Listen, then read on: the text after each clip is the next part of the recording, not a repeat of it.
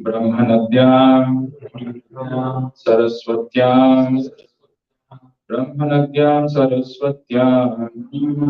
सरस्वत्यां आश्रमः पश्चिमे तटे आश्रमः पश्चिमे तटे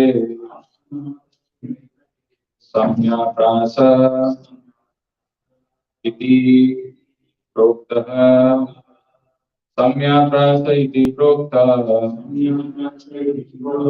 ऋषीणां सत्रवर्धनः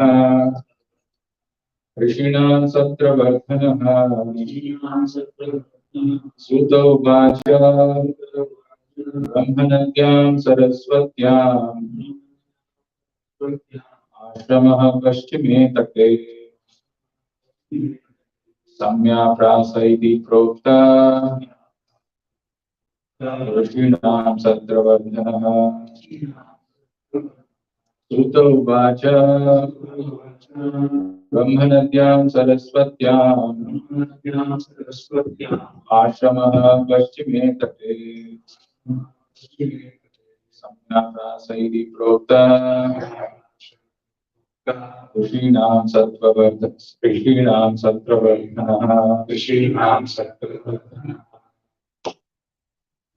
सूत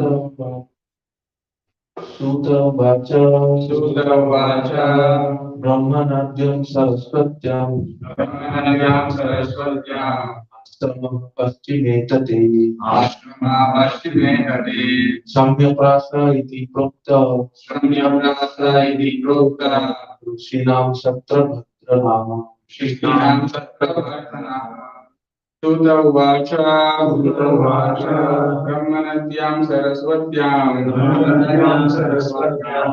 आश्रमः पश्चिमे तटे सम्यप्रास इति प्रोक्तः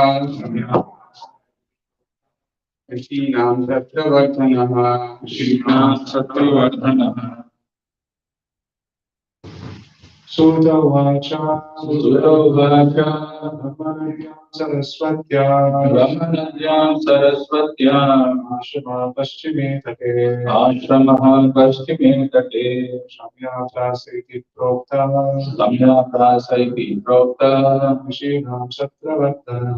ऋषीणां सत्रवर्धनः सूत उवाच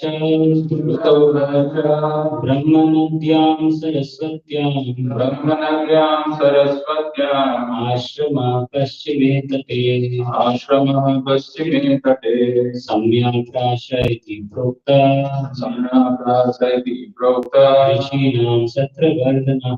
ऋषीणां सत्रवर्धनः सूत उवाच ब्रह्मनद्यां सरस्वत्याम् आश्रमः पश्चिमे तटे सम्याप्रास इति प्रोक्तः ऋषीणां सत्रवर्धनः सूत उवाच ब्रह्मनद्यां सरस्वत्याम् आश्रमः पश्चिमे तटे सम्याप्रास इति प्रोक्तः ऋषीणां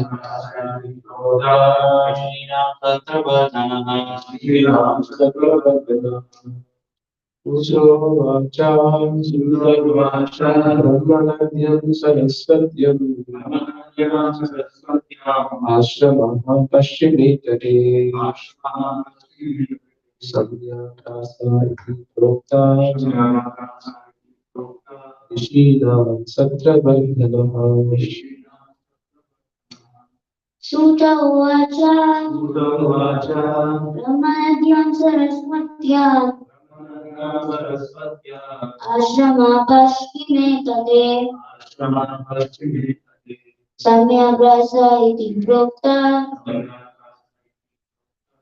ऋषीणां सत्रवर्धनः सूत उवाच ब्रह्मनद्यां सरस्वत्याम् आश्रमः पश्चिमे तटे सम्याप्रास इति प्रोक्तः ऋषीणां सत्रवर्धनः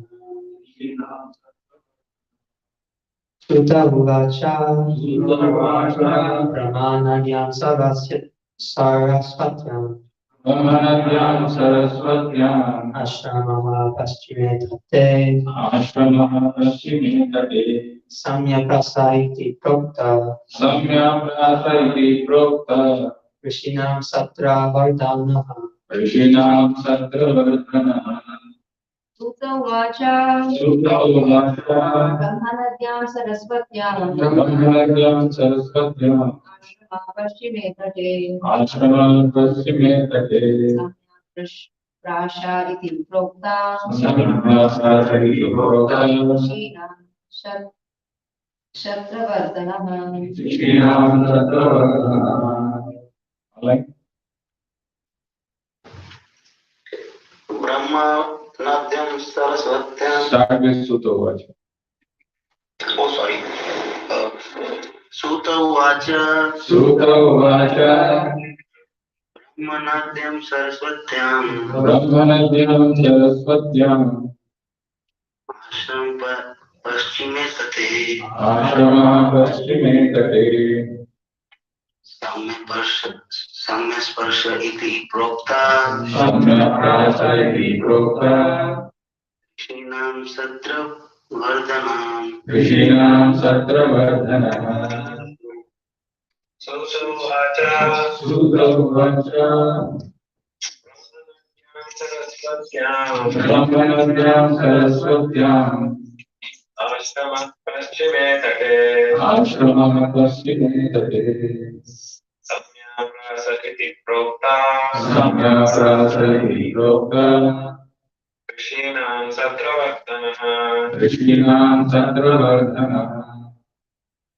Sutta Uvacha Sutta Uvacha Brahmanadhyam Saraswatyam Brahmanadhyam Saraswatyam Ashramah Paschime Tate Ashramah Paschime Tate Samyaprasa iti Prokta Samyaprasa iti Prokta Rishinam Satravardhanaha Rishinam Satravardhanaha. Sutta Uvacha. Sutta Uvacha Brahmanadhyam Saraswatyam. Brahmanadhyam Saraswatyam Ashramah Paschime Tate. Ashramah Paschime Tate Samyaprasa iti Prokta. Samyaprasa iti Prokta Satravardhanaha. Rishinam Satravardhanaha. Denoting Sutaha Sri Sutta Vacha said Brahmanadhyam on the bank of the river intimately related with Vedas. Brahmanas, saints and the Lord. Saraswatyam Saraswati. Ashramaha cottage for meditation. Paschime on the west. Tate bank. Samya Prasaha, the place named Samya Prasa. Iti thus. Proktaha said to me. Rishinam of the sages. Satravardhanaha, that which enlivens activities. Translation and purport by His Divine Grace Bhaktivedanta Swami Srila Prabhupada. Translation: Sri Sutta said, on the western bank of the river Saraswati, which is intimately related with the Vedas, there is a cottage for meditation at Samya Prasa, which enlivens the transcendental activities of the sages. Translation with repetition. Sri Sutta said, on the western bank of the river Saraswati, which is intimately related with the Vedas, there is a cottage for meditation at Samya Prasa, which enlivens the transcendental activities of the sages. Purport by Srila Prabhupada. For spiritual advancement of knowledge, suitable place and atmosphere are definitely required. The place on the western bank of the Saraswati is especially suitable for this purpose. And that is the ashram of Vyasadeva at Samya Prasa. Srila Vyasadeva was a householder, yet his residential place is called an ashram. An ashram is a place where spiritual culture is always foremost. It does not matter whether the place belongs to a householder or a mendicant. The whole Varnashrama system is so designed that each and every status of life is called an ashram. This means that spiritual culture is the common factor for all. The brahmacharis, the grihasthas, the vanaprasthas, and the sannyasis all belong to the same mission of life, namely realization of the Supreme. Therefore, none of them are less important as far as spiritual culture is concerned. The difference is a matter of formality on the strength of renunciation. The sannyasis are held in high estimation on the strength of practical renunciation. Thus, hence the wonderful transcendental Bhagavatam.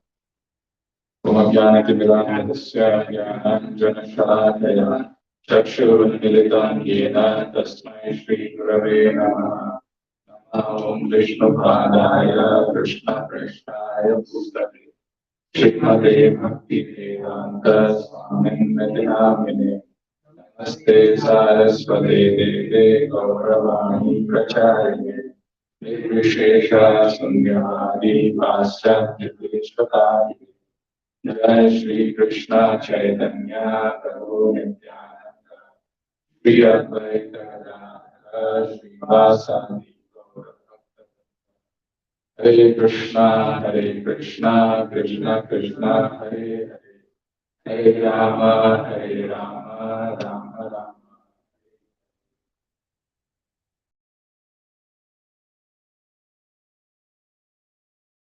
Hare Krishna. So we have a wonderful verse which says, Sutta Uvacha, Brahmanadyam Saraswatyam, Ashramaha Paschime Tate, Samya Prasa iti Prokta, Rishinam Satravardhana.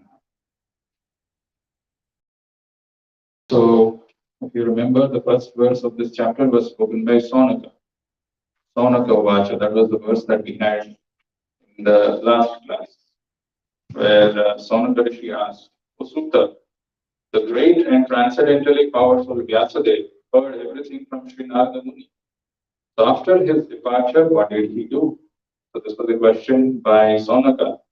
And he's not asking to anybody or everybody, he's asking specifically to Sutta Uvacha, to Sutta Goswami. Sutta Goswami is speaking here. Sutta Goswami is beginning to say what Vyasadeva do after Narada Muni left. Very interesting. Sutta Uvacha, Brahmanadyam Saraswatyam. There is this river called Saraswati, which is filled with Vedic literatures, or on the bank of the river, which is intimately related with Vedas, Brahmanas, saints, and the Lord. Both things. Vedas, Brahmanas, saints, and the Lord. So that's why the word used there is Brahmanadya.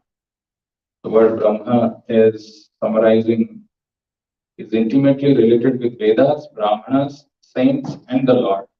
Brahmanadyam Saraswatyam Ashramaha Paschime Tate.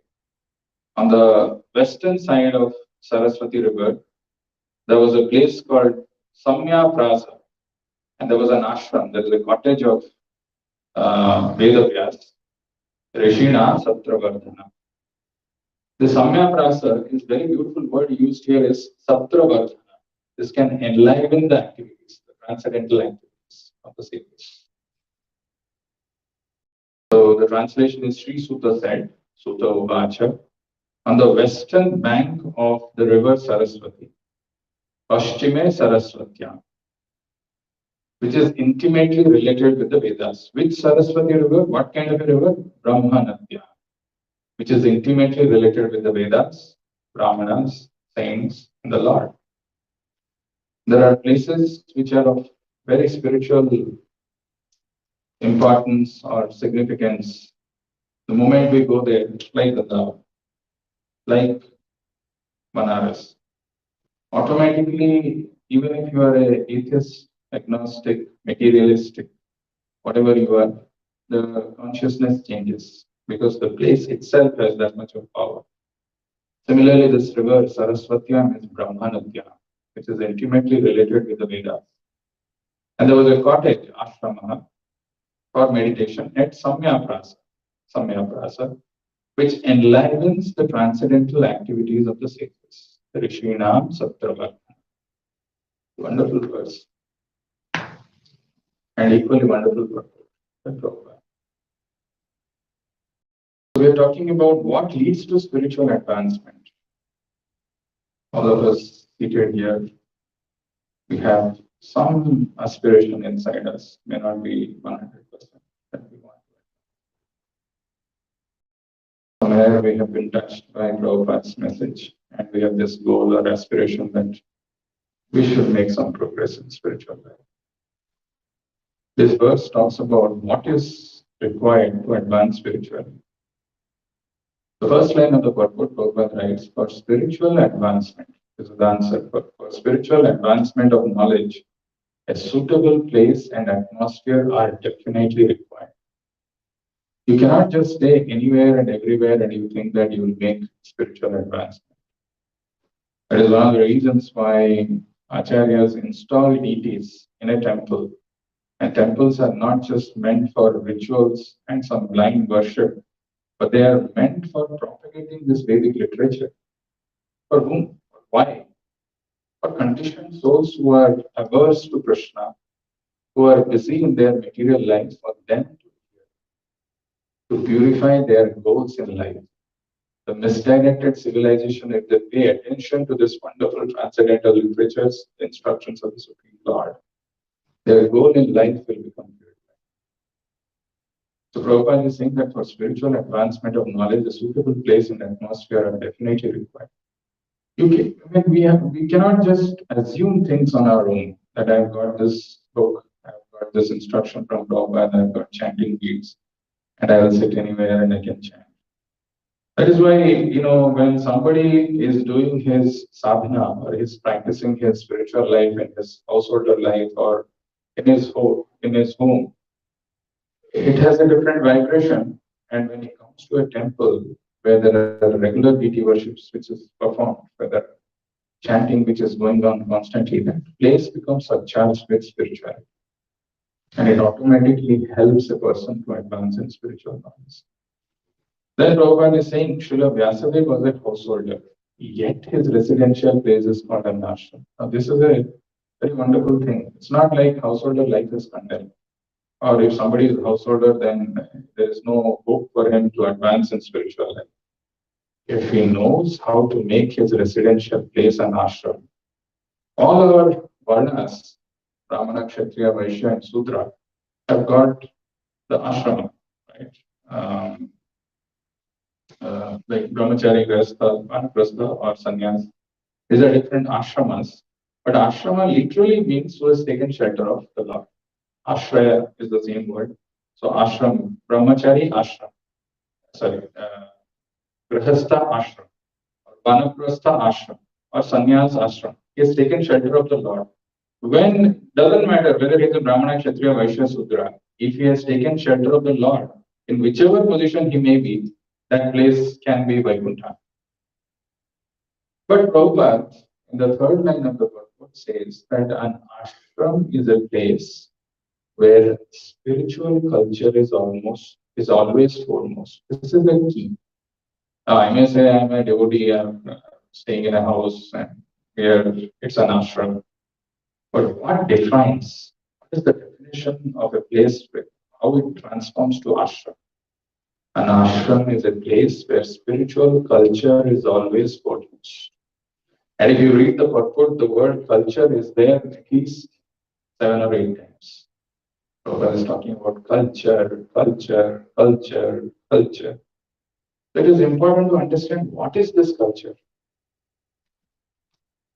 I want to talk something from the preface of Srimad Bhagavatam, very interesting. Actually, the genius of Prabhupada is he summarizes the essence of Vedic literatures in so many different ways, so that sleeping souls like us can, we can get transformed, we can become awakened. So here is one such beautiful lines where Prabhupada is writing, human society at the present moment is not in the darkness of oblivion. It has made rapid progress in the fields of material comforts, education, and economic development throughout the entire world. But there is a pinprick somewhere in the social body at large. And therefore, there are large-scale quarrels, even over less important issues. There is a need of a clue as to how humanity can become one in peace, friendship, and prosperity with a common cause.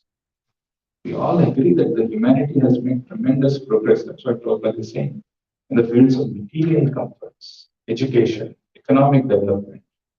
But there is somewhere some pinprick.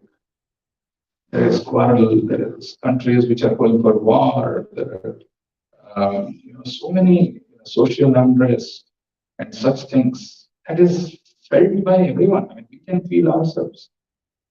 So there is a need, a clue as to how humanity can become one in peace, friendship, and prosperity with a common cause. And what is the how does that need, how that need can be fulfilled? Srimad Bhagavatam will fill this need, for it is a cultural presentation for the re-spiritualization of the entire human society. It's a wonderful statement, actually.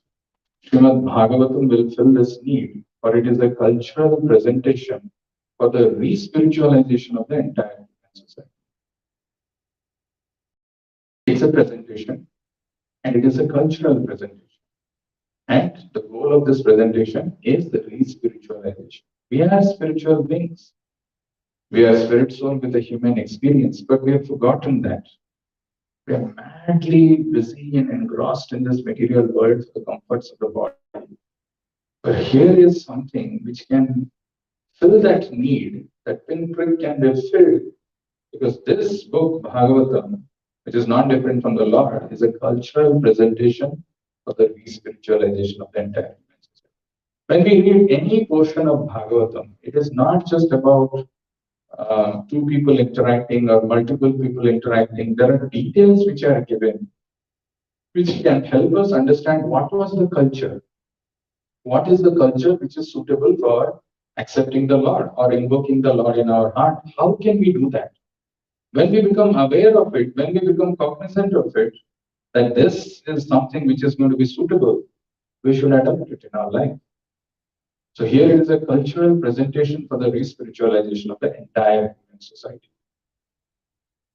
We know the verse from Bhagavatam, right? Tadbhag visargo janatago viplavo yasmin pratishlokam avadhavatyapi namani anantasya yashoam kitani yat shranvanti gayanti grananti sa Tadbhag visargo janatago viplavo.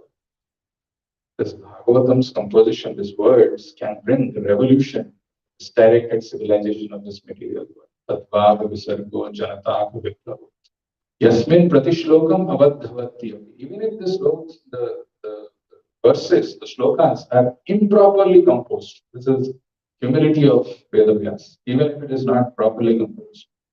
Tadbhag visargo janataga viplavo yasmin pratishlokam avadhavatyapi namani anantasya yashvam kitani yat shranvanti gayanti grananti sa.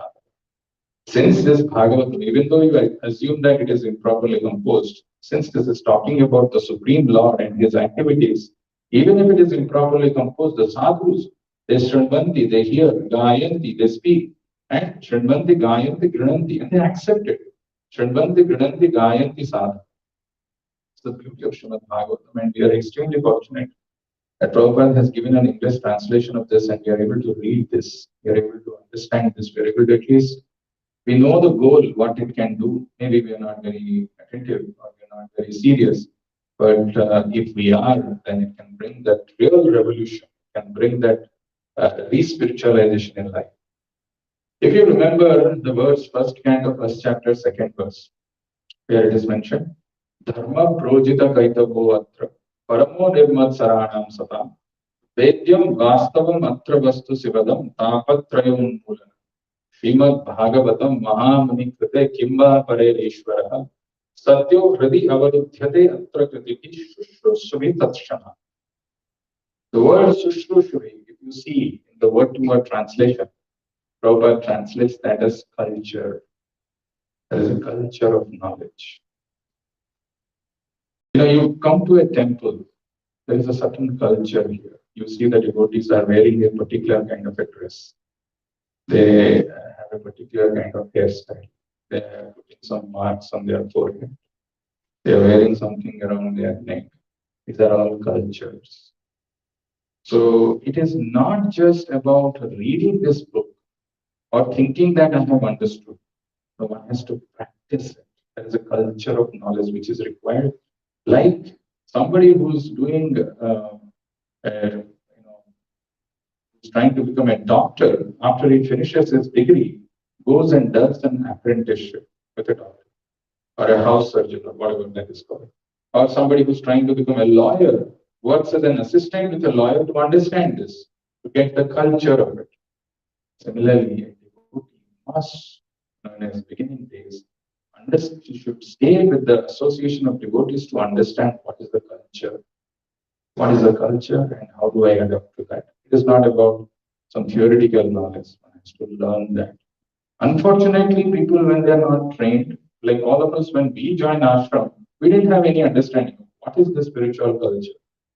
And if that training is not there, everything becomes topsy-turvy. When somebody who's outside, that's why it becomes so difficult for sometimes for the householders to understand what is the spiritual culture because they don't go through that. And when it is certain things becomes, when somebody says something or points out, it becomes very difficult to accept for them because they have a very high ego. Yeah, why is saying this? There is a culture. This culture is required to adapt this to in our life, to make that change in our life so that we can get the right move. We will talk about it a little elaborately because this is what Prabhupada is talking about in this whole verse. Let's first understand what is culture. If you see this word culture, it is used like sometimes we ask Aditi to get some curd when we have to form the curd. And what we do, we get little culture and we mix it with milk. Entire milk becomes curd. Right? This is the power of culture. There is a term that is used in medicine or in medical science called bacteria culture. When you give something like your stool or urine or something, they do some culture to find out what is the problem. When it is allowed to rot, some things which is allowed to rot, then what kind of bacteria are getting formed in that. So basically, the word culture means it can bring a transformation, or it can allow certain living entities to blossom, or to perish. In one place, Prabhupada says, a culture creates a particular kind of environment for a particular kind of consciousness to grow or evolve. It's a particular kind of environment for a particular kind of consciousness to grow or evolve. Very gross, crude example. In our Bangalore ashram, there was a place which was unkempt, which was not maintained properly, and they used to dump their things. And I remember very distinctly that that place was pilgrimage for crows and pigeons. They will come very regularly. But somehow, that place got changed, and that whole thing was removed, and they made some kind of a garden or things like that. Then you see that there are parrots, some other birds were coming. No more crows, no more pigeons, and no more all these things. Or imagine in our house if there is one place which is unkempt, unclean, it becomes the playground for cockroaches or some rats or something like that. Similarly, the culture that we are creating, it becomes suitable for a particular kind of consciousness to grow or evolve.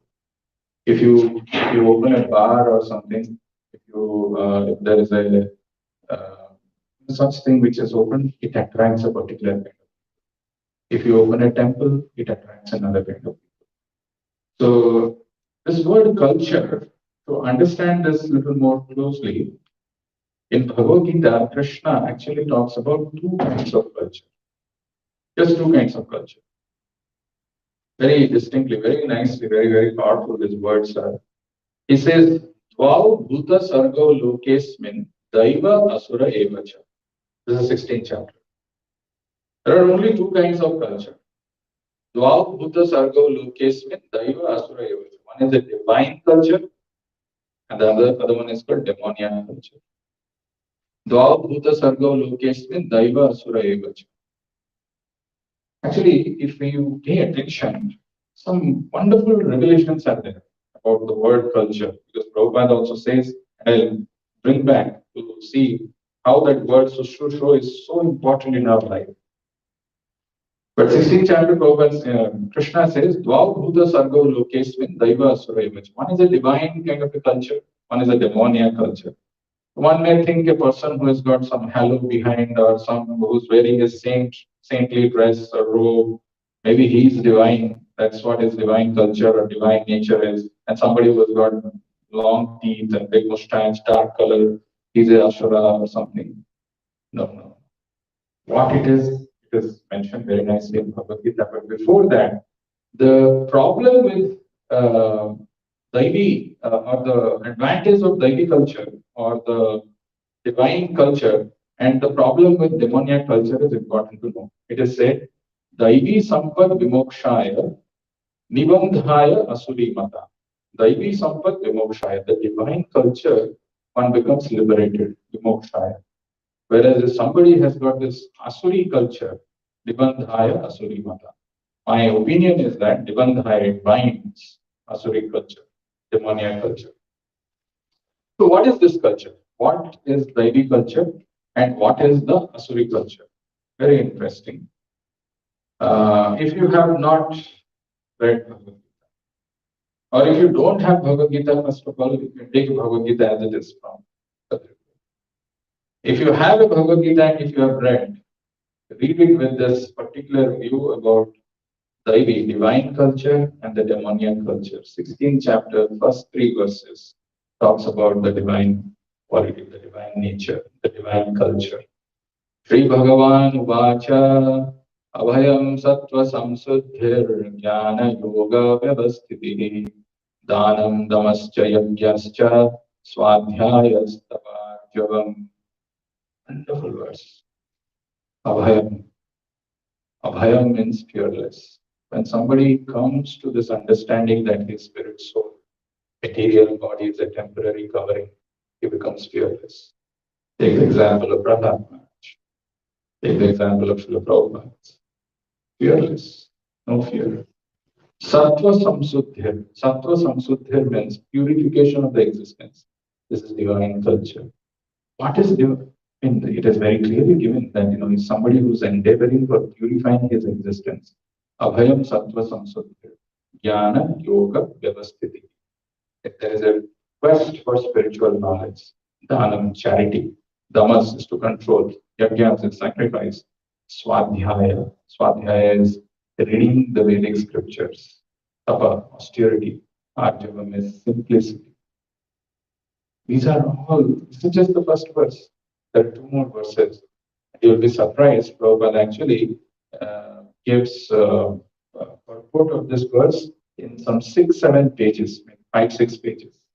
Why? Because this is very, very, very crucial. And if you read this, if you hear this, you don't have to go really and take bath in some auspicious river or something. Actually, you can get the benefit because this is Gita Dhyana Shilasya Pranayama Parasya Cha Naiva Santi Papani Purva Janma Kritani Cha. So this Gita's knowledge is just amazing. Beautiful purport. Which Prabhupada says, sorry, this one. I wanted to say this verse. Malani Malanirmochanam Pumsam Jalasnanam Dine Dine Saklut Gita Pratasnanam Samsara Malanasana. So many malas. Malanirmochanam Pumsam Jalasnanam Dine Dine. You may take bath every day to remove the external dirt, the external accumulation, filthy things on the body. To take bath and scrub and clean. But internal Sakrit Gita Vratasnana, Samsara Malanasana. Samsara Mala keeps accumulating. If you have to purify that, if you have to cleanse that, take a bath in the water of the beautiful verse, wonderful purport actually. And you, in contrast to that, so these are two extremes. So what is the demoniac culture? दम्भ दर्पो अभिमानश्च क्रोधः पारुष्यमेव च अज्ञानं चाभिजातस्य Partha सम्पदमासुरं. Dambha is pride. First thing is lot of pride. Dambha. मैं सब जानता हूँ, I know everything. I'm a big person. I've been chanting. I know what you're talking. Some people say, I know Madhubani Prabhu. Who are you? Directly, I know Madhubani Prabhu or Chandra. Or I am directly in Srila Prabhupada. There is no other this thing. Dambho.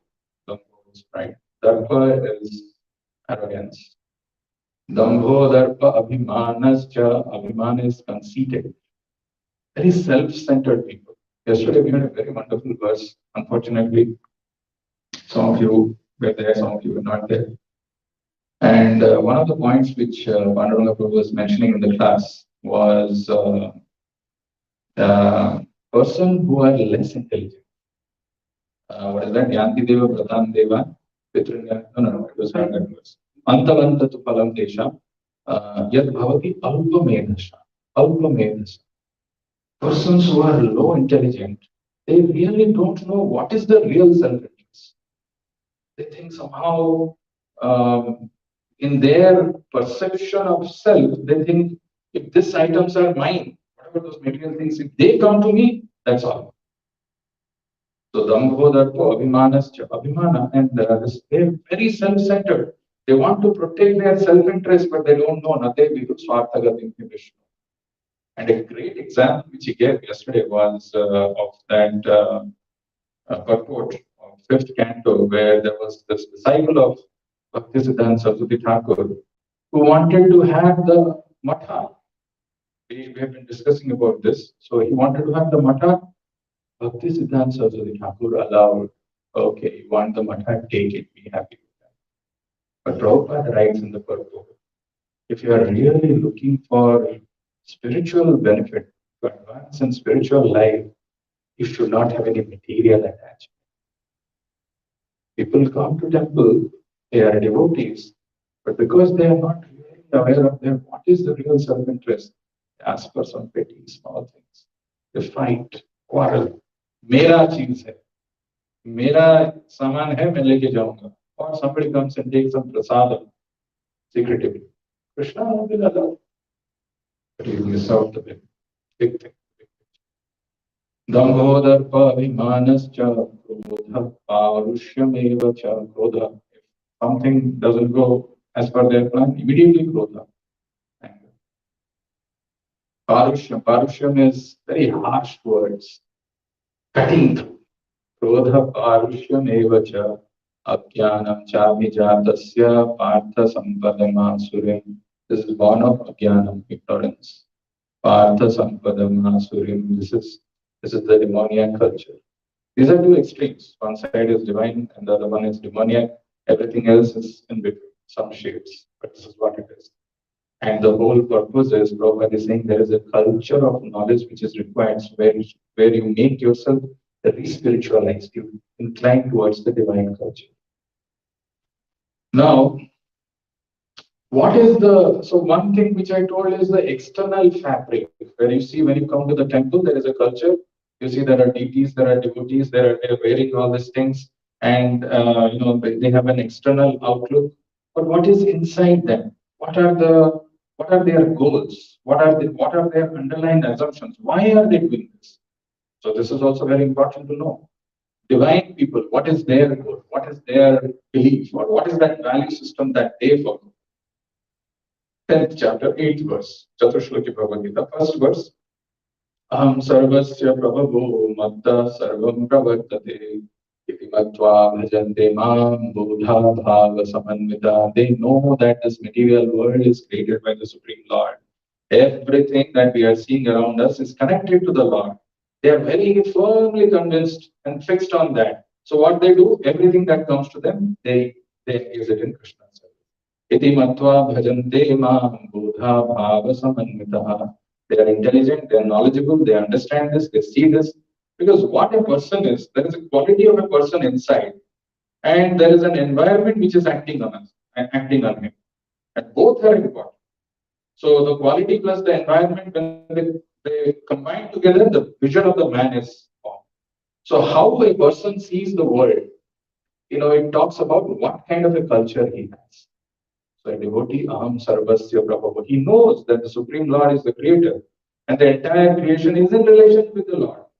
So what he does, he engages in devotional service. Iti matva bhajante mam buddha bhava samanvita. What is the view? What is the view of the demoniac? How do they see? In one verse, Krishna summarizes this wonderful verse. Asatyam apratishtham te jagadahuram ishwaram aparaspara sambhutam kimanyat kama hetukam. This is the materialistic people they think. Who is Krishna? What is this creation? What are you talking about? Asatyam. These are all false. Apratishtham te. There is no Lord who has created this. Jagat Ahur Anishwaram. Why? There was a big bang and the creation came about. That's it. Okay, then what happened? So, Aparasparam Sambhutam Kimanyat Kama Hitukam. Only this world is meant to produce progeny because you have to satisfy your lust. This is the only reason why this world is there. Forget about this world, creation, the nothing. Satyam Apratishtam Te Jagadaburam Ishwaram Aparaspara Sambhutam Kimanyat Kama Hetukam. So this is how the materialists or the demoniac people think. This is how the devotees think.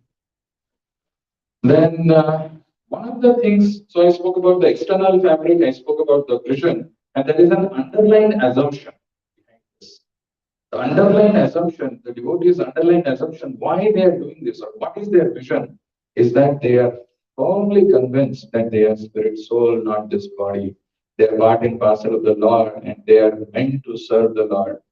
Jivera Swarupa hai Nitya Krishna Das. They are strongly convinced about that. So when some situation, something happens in life, they don't get distracted, they don't get agitated, they don't get disturbed, they don't get disturbed because they remember always Tatte Anukampam Susamikshama Jan Evatmakritam Vipakam Yadbha Tadbhag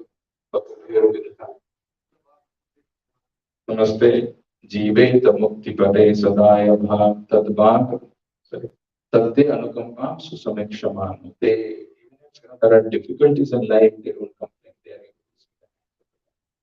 This is the underlying assumption. Whereas a person who's not in that spiritual culture, he gets disturbed. It's easy to say, but it is very difficult to practice in our life. But this is what we can aspire to. We speak about always, Natanam, Najanam, Nasundaram, Kavitamba, Jagadishakame, Majanmani, Janmani, Swara, Bhavatar, Bhakti, Rahit. These are all we pray. We may not be there, but Have, someday we will reach there. But that is the fundamental assumption. The Lord is always the most merciful on me and He is protecting me. It's by His compassion I've been put into this kind of a situation. And they don't get distracted by all these things. They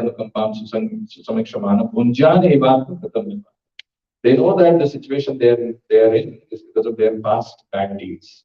And despite being put into that kind of a situation, they are still engaged in devotional service by their heart, mind, and words, by their heart, words, and babu, by their body. Jiveta Mukti, by doing that, they become the deserving candidate. But here, this fundamental assumption is Bhogaishwarya Prasaptana, as much as I can. What happens is these are two extreme examples, but we have the shades of it in our life. And those shades, actually, we have to ensure that we reduce the demoniac thing and we work towards getting the divine culture. I wanted to give you this simple one purport. And Prabhupada is talking about something just a normal verse, but he's talking about something very interesting. Let's just pay attention to this. This is the context is here. Krishna is entering into Dwarka. This will come in a few chapters. And Krishna is entering into the city of Dwarka. city of Dwarka, where they were feeling the intense separation from the Lord. They have not been able to see Him for a long time, and the Lord is entering. And they have given up all their work. Everything is secondary. They have come to see the Lord. And in that context, there are, the queens of Dwarka who were looking from the terrace. And the Purport Prabhupada writes something very interesting. It appears from the words that the inhabitants of Dwarka were all owners of big palaces. This indicates the prosperity of the city. The ladies got up on the roofs just to have a look at the procession and the Lord. The ladies did not mix with the crowd on the street, and thus their respectability was perfectly absorbed. There was no artificial equality with the man. Female respectability is preserved more elegantly by keeping the woman separate from the man. The sexes should not mix unrestricted. It's just about what I'm just trying. It talks about the culture. Just a small incident. Lord is appearing. Lord is entering into Dwarka. But the verse is talking about this, that the women were there on the roof. There was no unrestricted mixing. There was no artificial equality with the man. Female respectability is preserved more elegantly by keeping the woman separate from the man. The sexes should not mix unrestricted. This is our Vedic culture, and this is there in small bits and pieces and nuances in this Bhagavatam. Wonderful things these are. These are all things which are there. This kind of a culture will ensure that we progress spiritually and not get distracted. I remember, I'm sure you would have also seen this. When you go to Jagannath temple, how many of you have been to Jagannath? Everybody. Will take you. The Jagannath temple, when the door is closed and when it is about to open, we remember, from Chaitanya Mahaprabhu's Chaitanya Charitamrita, how Chaitanya Mahaprabhu used to have darshan from the Garuda Stamba.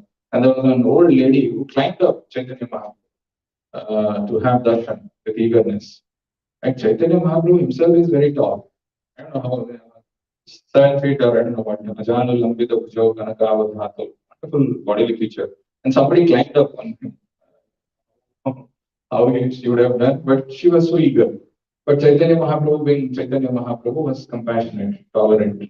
She climbed, he didn't complain, he didn't criticize. He was rather touched by the eagerness that the lady has to see the Lord. I remember sometimes, when you're standing there and the door is closed and they open the door, all of a sudden you'll see hundreds and thousands of people, they just go. Men, women, children, they just want to have close darshan. I remember going with one devotee and he was mentioning he would prefer not to go with them because there's so much of jostling when he says mind gets agitated. It's better I stand here. Once the crowd is dispersed, then I can go and have darshan or I'll be standing here. So these are all cultures. Right? Different people come to temple for different reasons. Very small thing. But then when we do this, when we practice this, then we are actually making our inner environment and the external environment conducive for spiritual practice. I want to give you one more example. This is there in this verse which I was talking. So when Krishna entered into Dwarka, it is mentioned that this vision or the darshan of the Lord is like a mahotsavam. Nirikshe Ikshanam Mahotsavam, something like that. One word is there. When they had darshan of the Lord, that was like the biggest festival. Now look at the good fortune of all of us. We get a chance to have darshan of the Lord every day. It is the Mahotsava. When we had gone for Vrindavan trip, there was 1 year where Vrindavan trip was combined with Jaipur visit. And I had gone for pre-arrangement to Jaipur and had taken a note of all the original deities which are shifted from Vrindavan to Jaipur, like Radha Govindji, there is Radha Damodar, there is Radha Gopinath, there is Radha Madhav, Jayadeva Goswami. Then there is Madan, which is in Karoli. Yes, all the deities are there. So, and I was told that you should go and visit this temple in the morning and attend the Mangalarti. So I think first was Radha Govind, and Mangalarti happens at 4:15 or something. So I went there, kind of lost. I was not exactly sure where it is around 4 o'clock. But then you see that there are some people who are walking. So along with them, I went and stood in front of them. 4, 5, 4, 10, maybe there are 10 or 15 people. So, but still, you feel okay, 10, 15 people are there for Radha going the Mangalarti. It becomes 4:15 and the conch blows. You won't believe it's a huge uproar. I don't know what Radha Govind and all. You look back and all, it's a palatial temple. Temple is filled with people, thousands of people. And then as soon as the Aarti is over, they've taken the Aarti. Within next second, they've all disappeared. Most of the people who are local Jaipur people, who are local residents over there. Some people who are visitors, they'll be standing and they're looking here and there, maybe. And so they go to the next temple. So you just follow along with them, you go to Radha Gopinath. It will happen immediately, it happens. Then you attend there, then they go to another temple. You follow with them. So by 4:15 to 4:45, all the artis are over. When Krishna blew his flute, we all have heard in Bhagavatam, the gopis left all their things. They went there. Right, when the morning concert is blowing, it's like Krishna's flute. Give up all the things and have darshan of the Lord. This is a culture. This is a spiritual culture. These people, they are so used to, they just can't start their day without having darshan of the Lord. That kind of feeling should be there. I didn't have darshan of the Lord. What is the use? We don't have that. We take it so granted. Chalta hai, nahi hua, kabhi hua, ghar mein hai, kabhi hota hai, nahi hota hai. These are all culture, and this culture can only be learned by coming in association. Just some Prabhupada says, no one, no kuchia, no kushia, no kushia. Somebody who just reads something here and there and comes and says, I know everything, I've read all the philosophy. Not important, not enough. One has to go through this culture. One has to understand there is a seniority. It's not to create some hierarchy, this is there. No. They have gone through certain process which you need to know. You have to necessarily go through that culture to get that. One of the things which in one room conversation, one devotee asked Prabhupada, when we are too much associating with devotees, isn't it there is familiarity which breeds contempt? Isn't it true? It is true only if when you are associating, the center of association or the point why you are associating with the devotee is sense gratification, then it leads to contempt. But if not, when the center is Krishna, what does the center is Krishna means what? Center is Krishna means one obviously or naturally follows Vaishnava attitude. Even if he is familiar, he still maintains that distance. That culture helps one advance in spiritual life. And this is what Prabhupada is talking. There is a culture of this knowledge which is required. The moment you enter into a temple, you can understand the culture of the temple. You don't have to, you see there are some people, they just don't care. They'll come and sit anywhere. They have no understanding of what is the authority system or why somebody should be given some precedence, why the arati has to be shown to someone. They have no understanding. They feel anything is fine, everything. I'm also initiated devotee. I'm also chanting. Who's this? I will sit another in front of him. They're all wrong culture. That is why one has to be very careful in observing these things. And when somebody does that, he becomes the recipient of mercy. You can't demand, you can't take it. Give me mercy. It doesn't come. By one's culture, by one's practice, by one's following, mercy comes. And that mercy, when it comes, one makes advancement in spiritual life. I'll stop here and see if you have any questions or comments.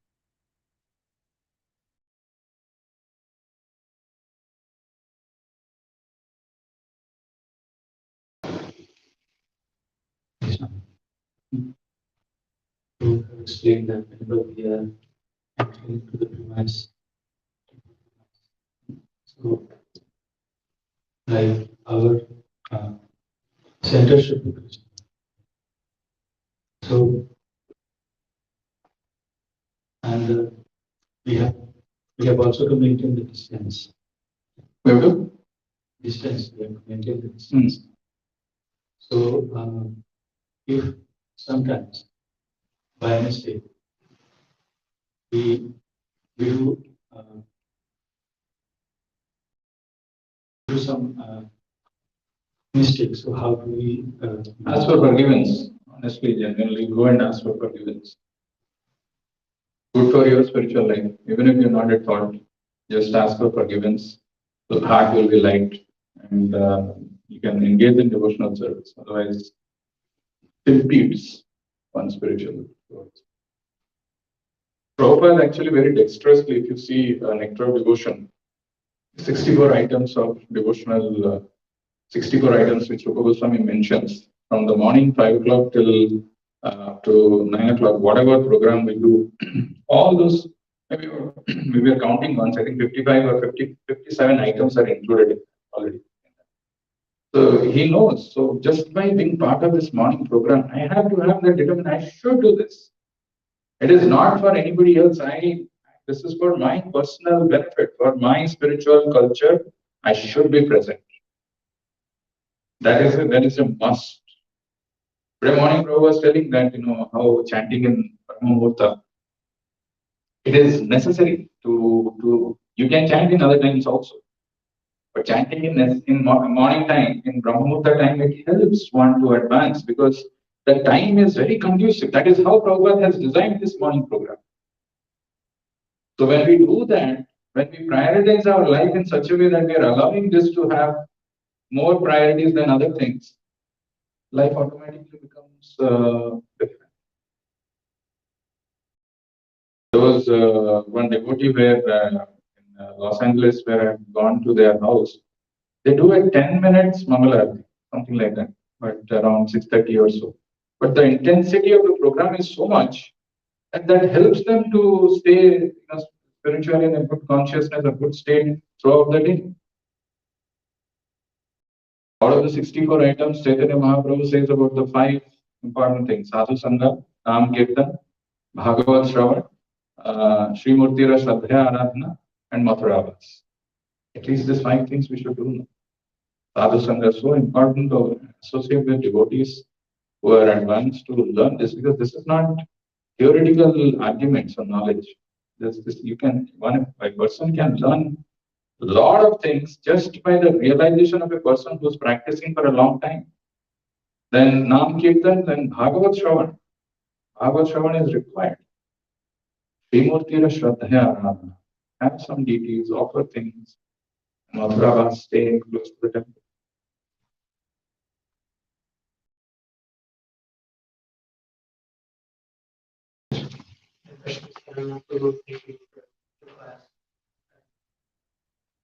So in the room, Yes.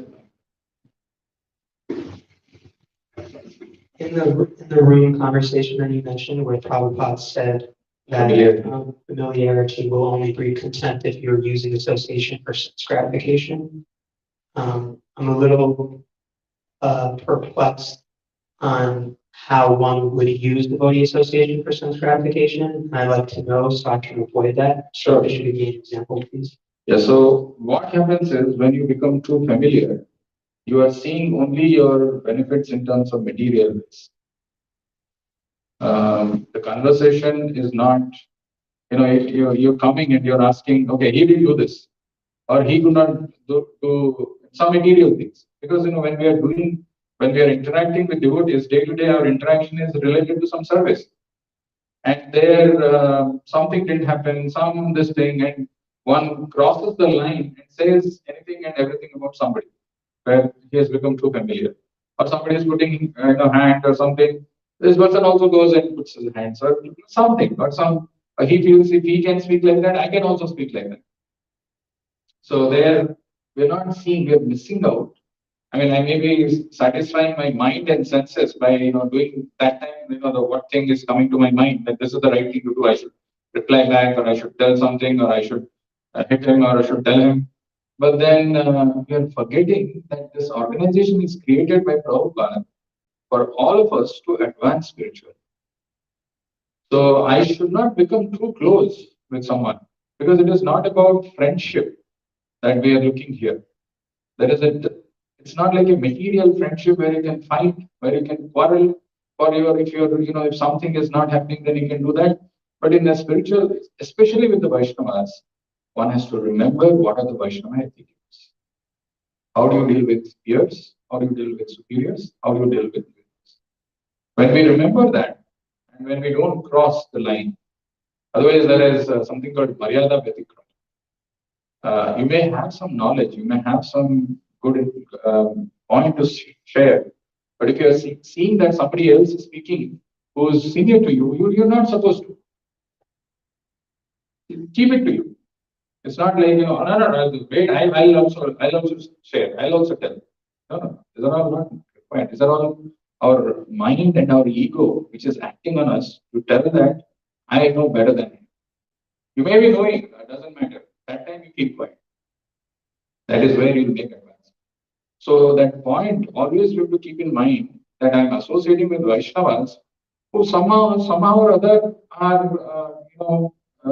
more advanced, or are dear to Krishna, or something, whatever it is. I should not become too familiar, then I'll start seeing faults. For example, very good example now I'm getting. Imagine you respect someone and you are sitting with him and taking honoring prasadam, and you saw that the person whom you are respecting is taking 4 times khichdi as that of you. So in your mind you start thinking, right? So I was thinking that he's an advanced person, but he's taking 4 times khichdi than me. I take 4 times, my plate, whatever is there, if I multiply 4, that much quantity he's taking in one shot. You start thinking, okay, he is also not so good. Maybe he is, so we start doing all these things. What I have got to do with that? So if he's taking 4 times, 40 times, let him eat, his body. So it is around familiarity. Eating prasadam together is actually, one has to be very careful. Many people can commit offense. So these are all loopholes where we think, he is also coming, 2 minutes late, 5 minutes late. I can also come 7 minutes late. This mind always takes the negative thing first, then seeing the positive. And in the process, who is the loser? I'm the loser. Because what happens is my taste for bhakti goes down. Because I'm seeing the negative thing. I'm seeing the bad thing. I'm not getting inspired inside. For somebody, some action or something. So better to avoid that, because this fault finding mentality is one of the worst things in the whole. We avoid and we maintain the distance. We see, wherever we feel inspired by someone's association, we associate with them and thank them for their time, thank them for their association, and keep doing our things, mind our own business. If we do that, then life is good. Yes, thank you. What is mind your own business mean?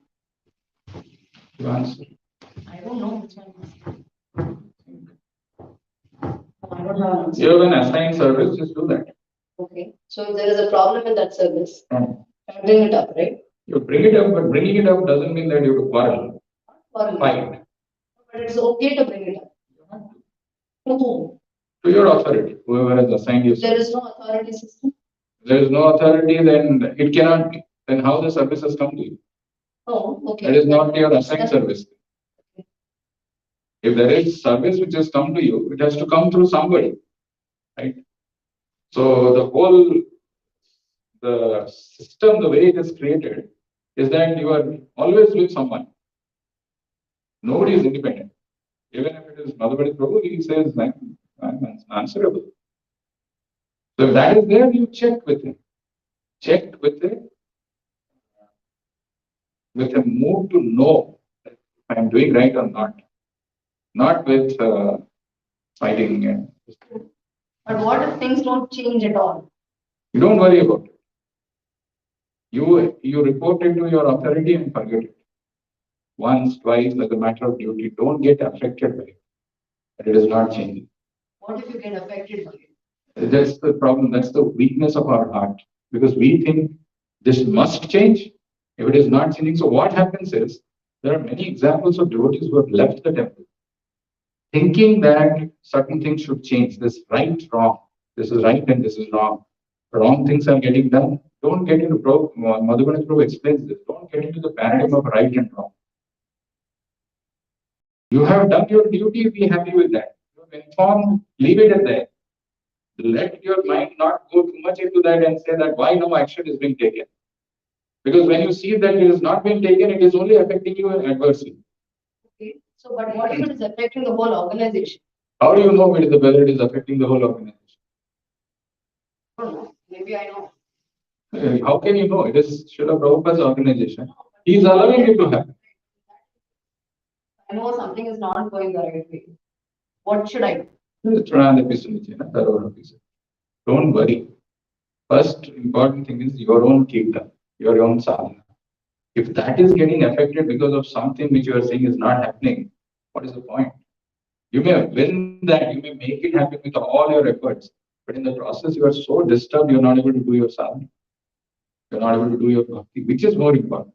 That is why to know the Alpa Medhasa and Sumedhasa. Sumedhasa do kirtan. What is that verse? Again, Sankirtana Praya. What is the first thing? Krishna Vardam Trisa Krishnam Sango Pangastra Parsadam. Again, Sankirtana Praya Yajanti. Sumedhasa. Intelligent. What is the real intelligence for you? What is the real self-interest for you? Is it to change the organization or is it important to advance in spirituality?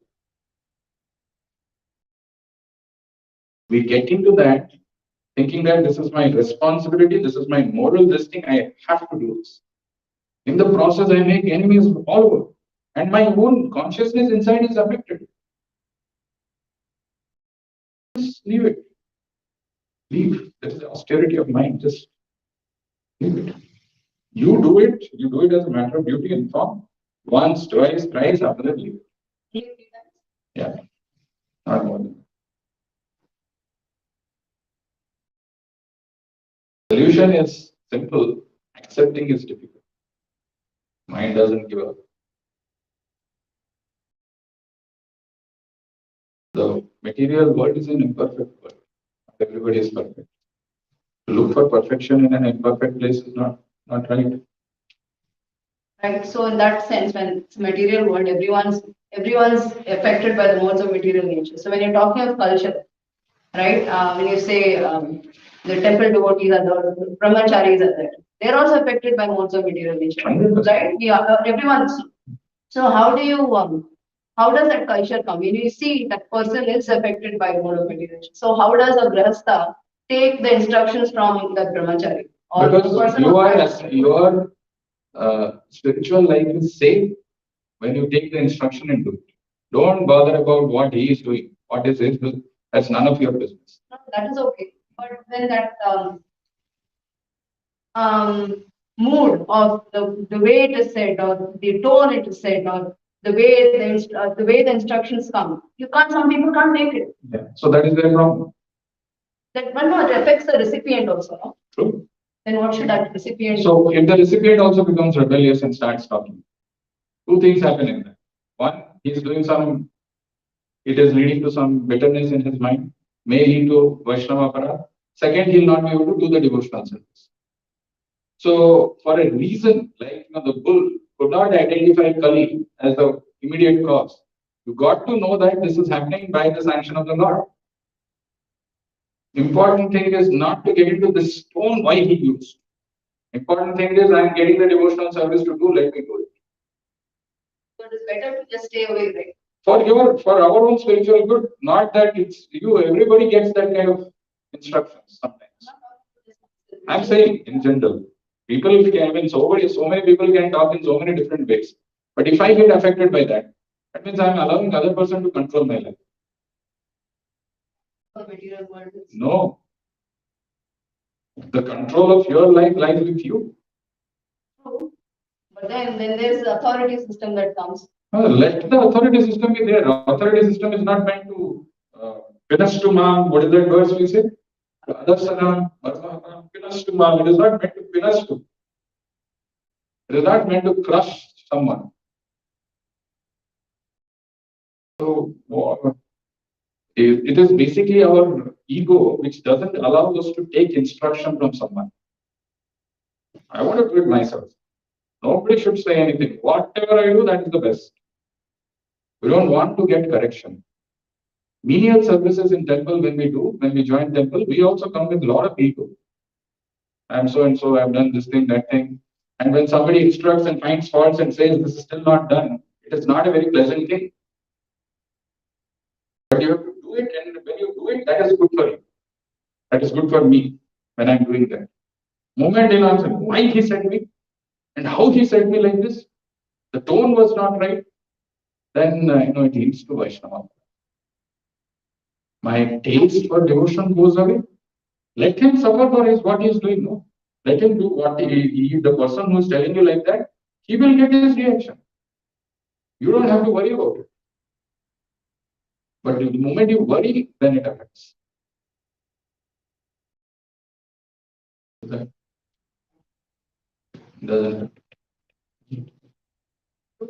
How do we learn spiritual culture? By seeing the experienced devotees.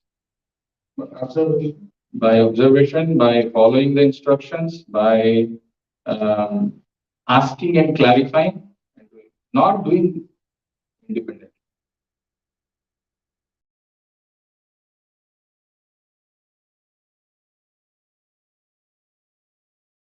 Association can be an important. Taking association, so there is a system which is there. Every organization has a system, and there is a way it has to be done. If you are not aware, find out, ask, inquire, and follow. If you have concerns why it is done in a particular way, check and clarify. That's all it is. So one more question. You mentioned about the sexes not being mixing unrestrictedly. At what age does Prabhupada recommend separation of sexes? What age it should be done? This should not be mixed at all. It's never good. Unfortunately, we are in an environment here where it is difficult to implement. But ideally, one should know about this. I'm saying, talking in terms of the culture class that we do, right? So there are boys and girls who attend. So I do try to separate boys and girls separately, but should I enforce it or? No, you should. You can. I mean, nobody will mind there. No, but the culture is not like that. Outside, it's not like that. Hmm. They all sit together, they do everything together. Yeah, so when you are saying that you want to force, you should also tell them why you are doing it. True. Tell the parents. I mean, educate them. When it is done rigidly, people oppose. When it is done, I mean, somebody who's coming new and we impose, we can't impose. So we have to do it. We have to do it in a gradual manner. We have to do it in an informed way. To tell them it's not like everything can be understood by a person who's coming for the first time to the temple. But when they see, they understand. When they stay with the temple and understand, they'll understand the culture and adapt. They'll not complain about it. In the initial time, maybe it will be a little difficult, but once they see that they're sitting differently, they'll sit different. Adults is one thing, but children is very different. The clothes children wear, it's very difficult to, unless there is we come up with a book of rules, right? Yeah, actually, in the classes, you can tell, what kind of dress that we are wearing also has an impact on the environment as well as the mood that we are having. These are all there. It's not like people, if they don't know, we have to educate them. But done in a manner where it is not appearing like imposing. The moment imposition comes, you say this is how you have to do, nobody will take it. But if it is told in the right manner, why they have to wear what they have to wear, and why they're not supposed to wear something, or why they have to sit separately, They may understand. And we have to be patient also. We just can't. Those are all secondary, but I was just giving an example of Vedic culture. So it is there. I just find it, I have seen it practice in Bangalore. The culture classes are very clear. But here the culture is not there.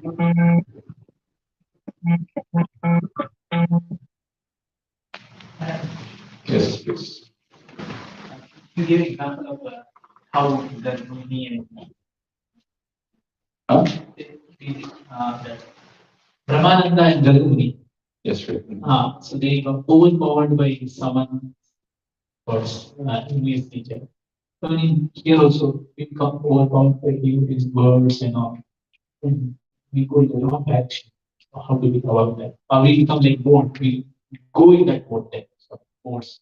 He'll be in some board and he'll give some statements. So I'll also pass that board and reach to Vaishnava. How do and See, the answer to that is you have to ensure that you maintain the sanity within. In the spur of the moment, you may have done something which you may later on regret. I shouldn't have done that. That realization first should come. It's not like you have to carry it for the whole life. So so the important attitude of a devotee is to forgive and ask for forgiveness. So when the incident has happened, maybe you would have done something wrong. Maybe you got carried away. Maybe you got influenced. Maybe somebody spoke harshly and you also replied back. It's okay. I mean, we are not perfect, right? Reached the stage of perfection, but we should realize our this thing. We should repent the activity that we did. Ask for genuine forgiveness. When we do that, our spiritual life is safe, protected. And when we don't do that, it's not like that's the end of the world. But then it harbors the ill feeling within for a long time, and it only aggravates. It doesn't come down. He eats 4 times. Then next time you see the 5 times he's taking. Now it's the 6th time you all this all unnecessary things. This only creates disturbance in the mind, nothing else. Now bhakti gets affected. That's why there's one verse. There's a word which is used, arjavam. Arjavam is simplicity. He's simple and good.